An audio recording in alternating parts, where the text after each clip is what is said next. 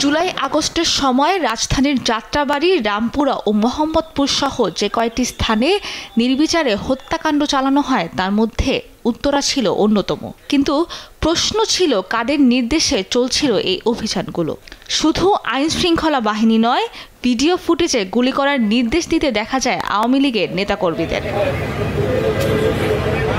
মঙ্গলবার মানবতা বিরোধী অপরাধের মামলায় উত্তর সিটির সাবেক মেয়র আতিকুল ইসলামকে হাজির করার নির্দেশ দিয়েছেন আন্তর্জাতিক অপরাধ ট্রাইব্যুনাল। এছাড়া ভিডিও ফুটেজ দেখে গুলির সঙ্গে সরাসরি জড়িত ৫ জন আওয়ামী লীগ নেতাকর্মীকে ১৭ ফেব্রুয়ারি হাজিরের নির্দেশ দিয়েছে ট্রাইব্যুনাল। এক পুলিশ কর্মকর্তা কনস্টেবল হোসেন আলীকেও জিজ্ঞাসাবাদের অনুমতি দিয়েছেন ট্রাইব্যুনাল।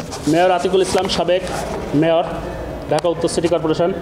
মোহাম্মদ শাহিনুর মিয়া, উত্তরা পূর্ব থানা আওয়ামী লীগের শিক্ষা বিষয়ক সম্পাদক। নাম্বার 3, অ্যাডভোকেট মনোয়ার ইসলাম চৌধুরী রবিন, উত্তরা পশ্চিম থানা আওয়ামী লীগের প্রেসিডেন্ট। নাম্বার 4, আব্দুল আল মামুন মণ্ডল, গাজীপুর মহানগর আওয়ামী লীগের সাংগঠনিক সম্পাদক।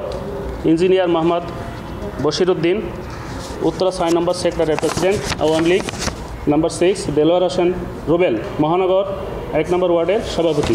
17/2/2025 তারিখে তাদেরকে হাজির করার নির্দেশনা দিয়েছেন। এদিকে সোমবার রাতে দ্বিতীয়বারের মতো সংশোধনী আনা হয় ট্রাইব্যুনাল আইনে। নতুন সংশোধনীতে তদন্তকালে নথিপত্র জব্দ, আসামিদের বিদেশ যাত্রায় নিষেধাজ্ঞা এবং সম্পত্তি জব্দের ক্ষমতা দেয়া হয় ট্রাইব্যুনালকে।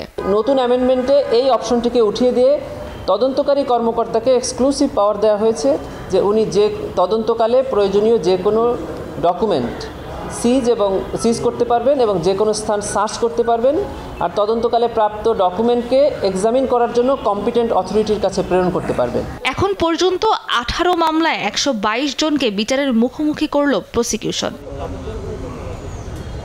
সাবরিনা মজুমদার, দেশ টিভি, ঢাকা।